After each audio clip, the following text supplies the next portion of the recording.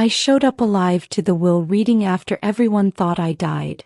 When my sister realized I'd inherit Dad's $75 million fortune, she had a heart attack right there. Take a quick pause, hit subscribe, and tell me where you're watching this from. It's amazing seeing this community grow across the world.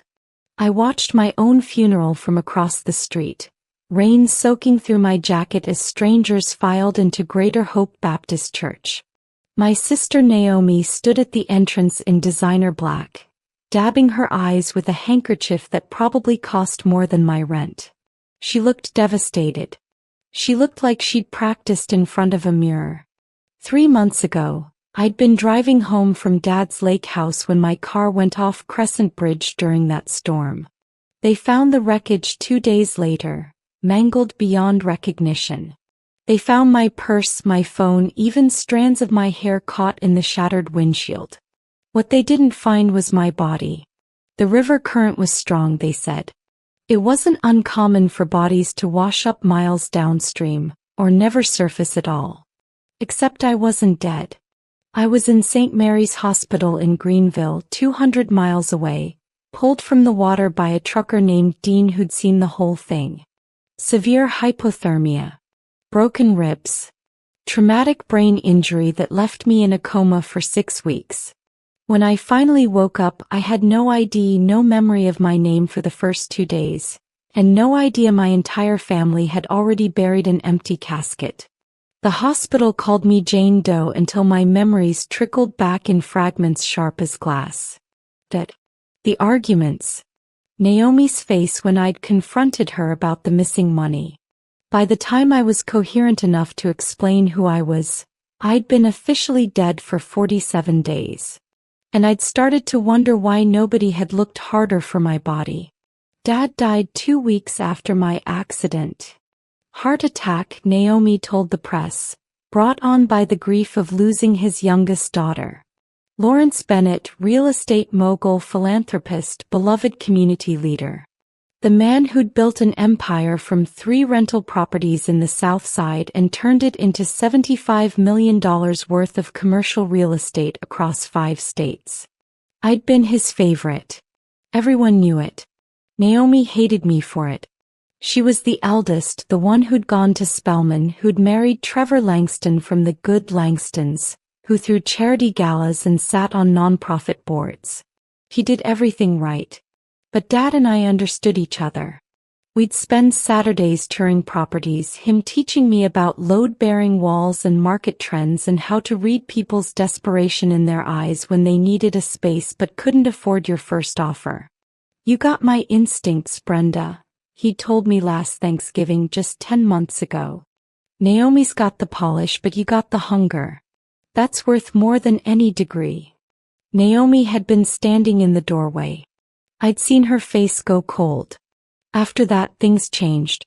Dad started complaining about missing documents, contracts he couldn't find. His accountant noticed discrepancies. Nothing huge, just 50,000 here, 20,000 there. Dad asked me to look into it quietly. That's what I'd been doing at the lake house that night, going through his personal files while he was at a conference in Chicago. I'd found everything.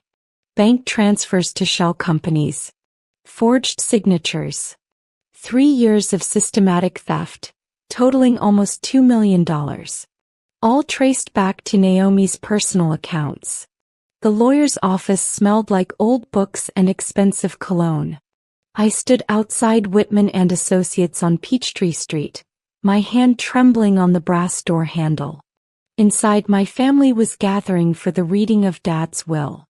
Inside, Naomi was about to learn she hadn't gotten away with murder. Because that's what it was, wasn't it? She'd known I'd discovered her theft. She'd known I was coming back from the lake house that night. That bridge was on my direct route home. There were no skid marks, the police report said. No evidence I'd tried to brake or swerve.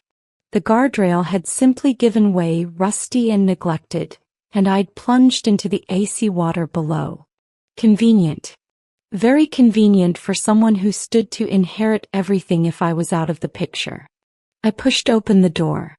The receptionist, a young woman with box braids and sympathetic eyes, looked up from her computer. "I'm sorry, we're closed for a private." She stopped. Her mouth fell open. "Oh my God. Tell them Brenda Bennett is here for the reading," I said. My voice sounded strange, rougher than I remembered. The intubation had damaged my vocal cords. "Tell them the dead have come back to collect what's theirs." She grabbed the phone with shaking hands. Through the glass walls of the conference room I could see them. Naomi, perfectly composed in a Chanel suit. Her husband Trevor checking his Rolex. My cousin Milton, who'd always been more brother than cousin. My Aunt Diane. Dad's business partner Raymond. They all thought they were here to divide up my father's empire. They had no idea the empire was about to fight back. The conference room door opened. Gerald Whitman, Dad's attorney for 30 years, stood frozen in the doorway. He'd been at my funeral. He'd given a eulogy. Behind him I heard Naomi's voice. "Gerald, what's wrong? You look like you've seen a..." I stepped into view. The sound Naomi made wasn't quite a scream. It was something deeper, more primal. Trevor jumped to his feet, knocking over his water glass. Aunt Diane grabbed her chest. Milton just stared, his eyes filling with tears. "Hey family," I said. "Sorry I'm late. Traffic was hell. You know how it is when you're supposed to be dead." Naomi's face went through 5 emotions in 3 seconds. Shock, disbelief, joy, terror, and finally rage. The rage stayed. "This isn't possible," she whispered. "You were dead. Your car. The bridge, they found your hair." "They found a lot of things," I agreed, walking slowly to the empty chair at the head of the table. Dad's chair. The one Naomi had probably already mentally claimed. Funny thing about DNA evidence. Hair's easy to plant when you have access to someone's hairbrush. Harder to fake a whole body though. That's where your plan got messy. Plan? "Brenda, what are you..." She looked at Gerald, at Trevor, playing the confused victim. "She's clearly traumatized. The accident must have..." "Cut the act, Naomi." I pulled out the chair and sat down. Every muscle in my body screamed. I'd checked out of the hospital against medical advice just 2 days ago. "We both know what you did. We both know why you needed me dead before this meeting." Gerald cleared his throat. "Miss Bennett, Brenda, I don't know what to say. This is unprecedented. The death certificate can be revoked," I said. "I'm alive. I'm here. And unless I'm mistaken, you have Dad's will to read. So let's hear it." Gerald's hands shook as he opened the leather portfolio. I should note that this will was updated 6 days before Lawrence's death. He came to me urgently, said circumstances had changed and he needed to make immediate modifications. Naomi went rigid. 6 days before Dad died. 2 days after I'd sent him the evidence of her theft from that lake house. 2 days after we'd planned to confront her together. The last will and testament of Lawrence James Bennett, dated March 15, 2024, Gerald began. His voice steadied as he fell into professional routine. "I, being of sound mind and body, do hereby declare this my final will, revoking all previous wills and codicils." I watched Naomi's reflection in the window. She was gripping Trevor's hand hard enough to whiten her knuckles. "To my daughter Naomi Bennett Langston, I leave the sum of $1. Gerald paused. The room went silent. "I make this minimal bequest not out of cruelty, but because she has already taken from me far more than I ever intended to give. He knows why.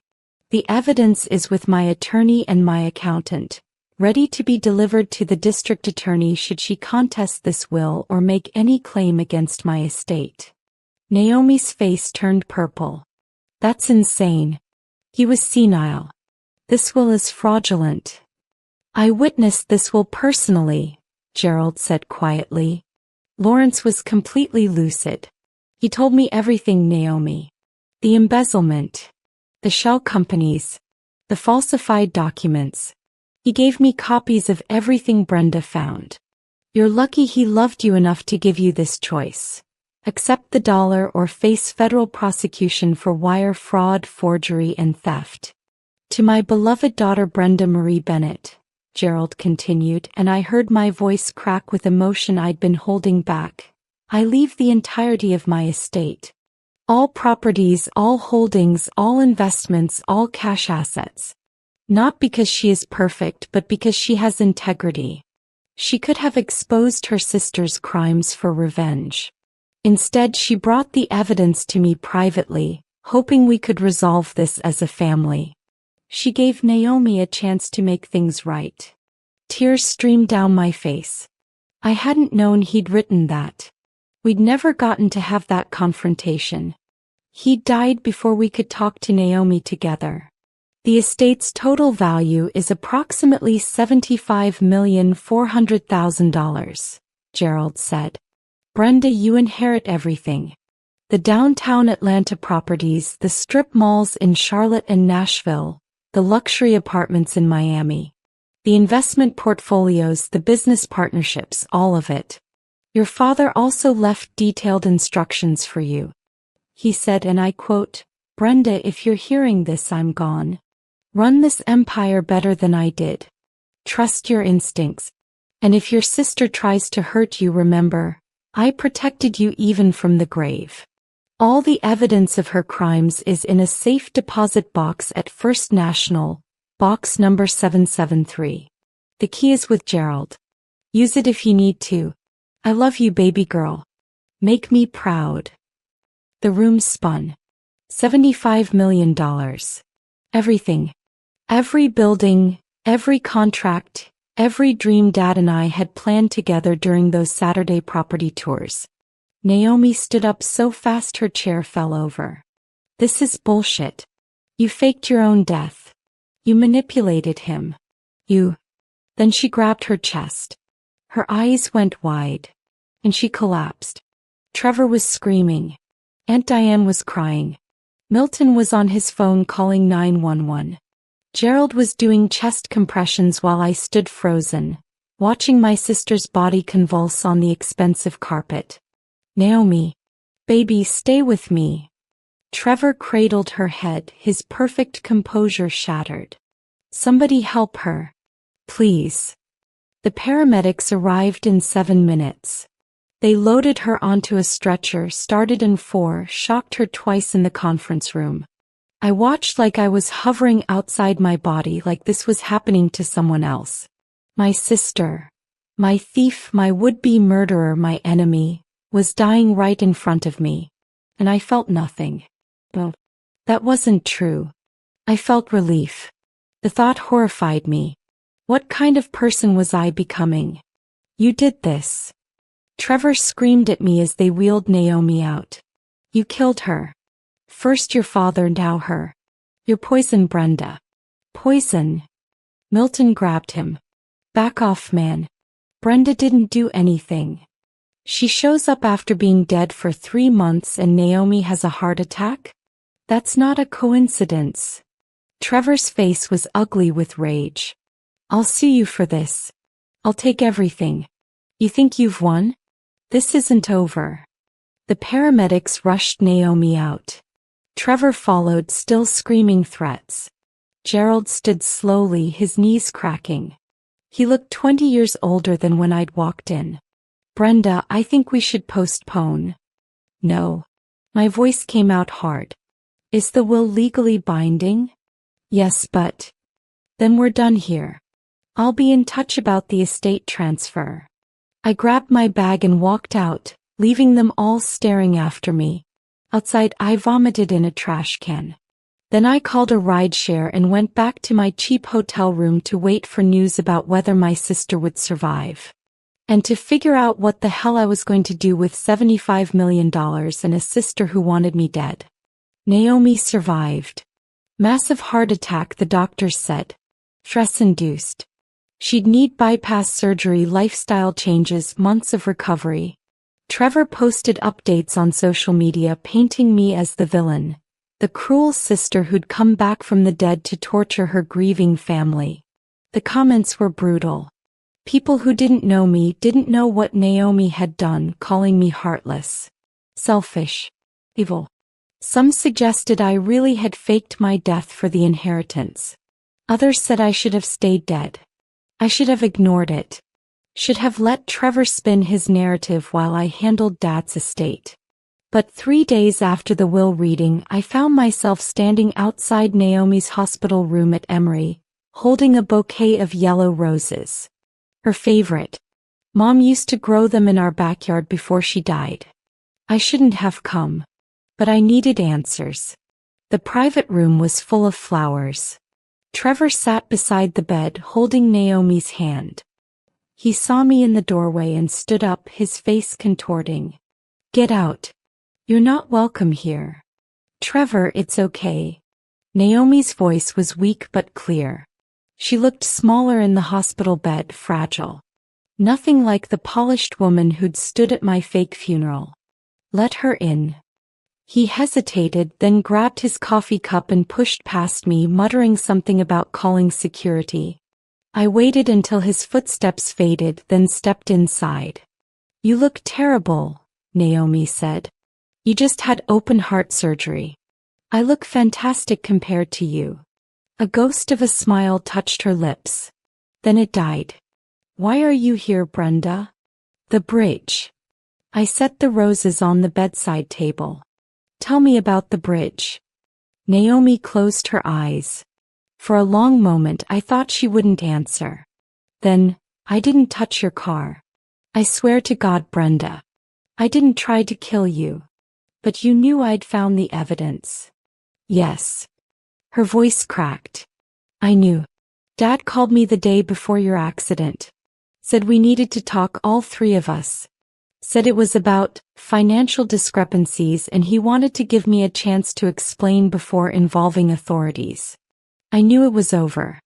I knew you'd found everything." "So you're saying what?" "It was convenient coincidence that I went off that bridge the next night." "I'm saying I wished you were dead." The words exploded out of her, raw and vicious. "I wished it every day for 3 years. Every time Dad praised you, every time he chose you over me, every time he talked about leaving you the business like I didn't exist. I'm the oldest. I'm the one who did everything right. But it was always Brenda this, Brenda that, Brenda has my instincts." She was crying now, monitors beeping faster. "So yes, when I heard about your accident I was relieved. I was grateful. I thought God had finally answered my prayers. But I didn't cause it, Brenda. I checked. I had Trevor call his buddy at the police department. The guardrail was rotted through, been that way for months. The county was supposed to fix it. Your accident was just bad luck. Terrible, convenient, perfect bad luck." I believed her. I hated that I believed her, but I did. Her rage was too real, too raw.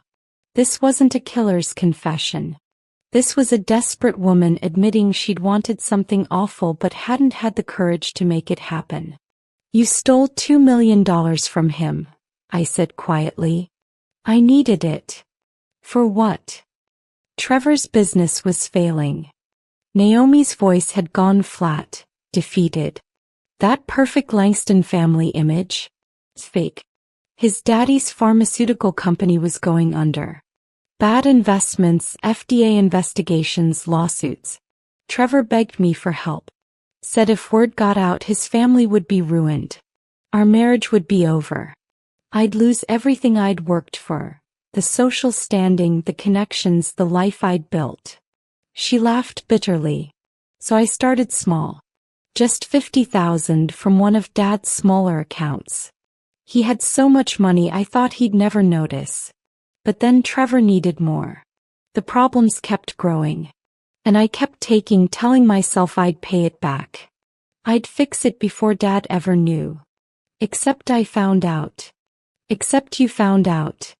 She looked at me finally, her eyes red and hollow. "You were always better at the business than me. Dad knew it. I knew it. I spent my whole life trying to be perfect, trying to earn his love, his respect. And you just existed and he adored you for it.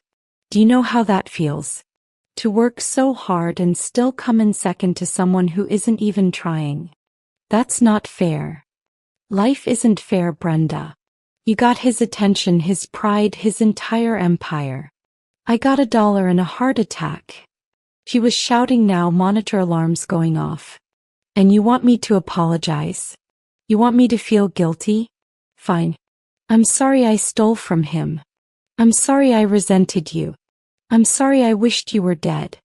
But I'm not sorry I survived just to watch you play victim while you inherit $75 million. Nurses rushed in. One of them pushed me toward the door. You need to leave. Now. I left. But Naomi's words followed me out, echoing in my head. All my life I'd thought my sister had everything.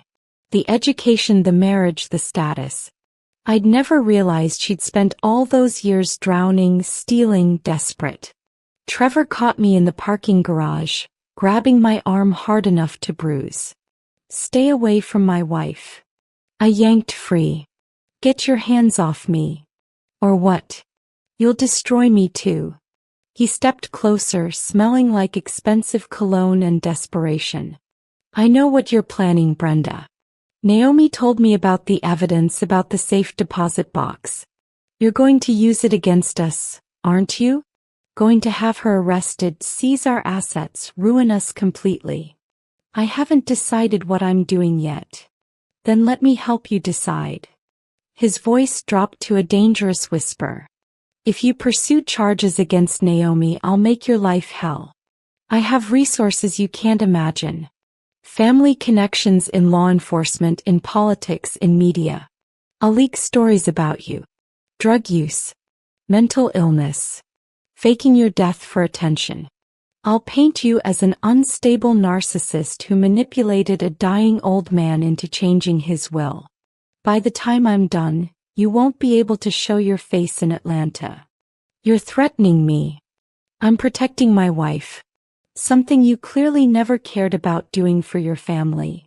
He pulled out his phone, showed me a photo. Naomi in her hospital bed, looking small and broken. She almost died because of you. Because you couldn't let go of money that should have been shared. You're so much like Lawrence, it's disgusting. Hoarding everything, keeping score, punishing people for not living up to your impossible standards.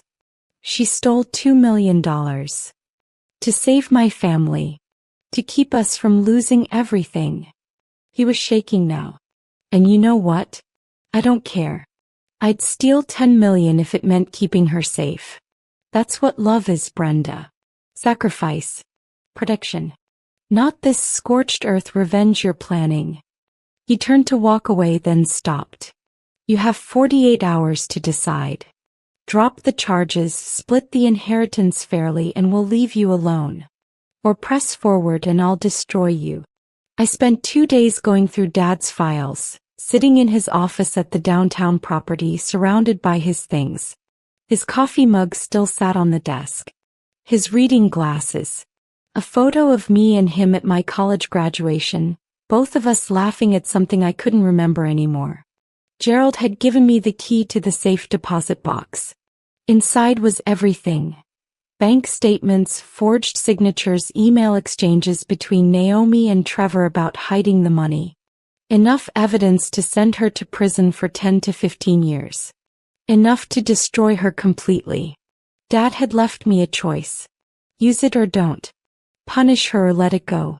I thought about Naomi in that hospital bed, raging about coming in second. About Trevor's threats, his desperate protection of his wife. About Dad's last words, run this empire better than I did. Better. Not the same way. Better. I called Gerald. I want you to draft an agreement. Naomi pays back the $2 million over 20 years, interest-free. In exchange, we don't press charges. She gets to keep her freedom, her marriage, her dignity. But she stays away from the business. She gets nothing else from Dad's estate. No properties, no assets, no second chances. That's very generous, Gerald said carefully. It's not generous. It's strategic.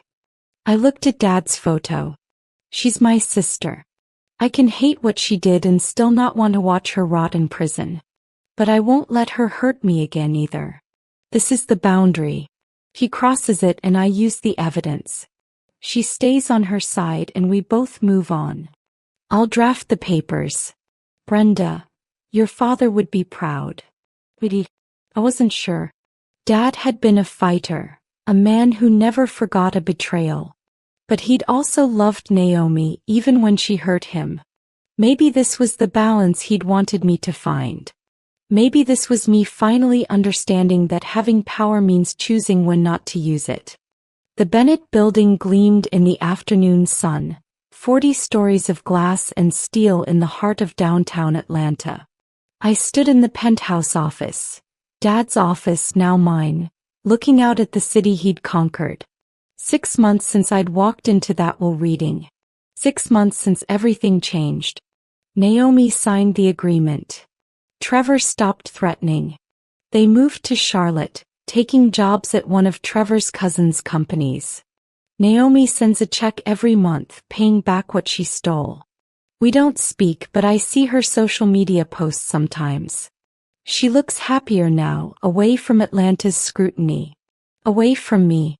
Milton runs the property management division. Aunt Diane oversees the charity foundation I established in Dad's name. Raymond retired, set for life from his share of the business partnerships. I promoted 3 new executives from within the company, people Dad had trained who understood his vision. The empire hasn't just survived. It's growing. But the best part?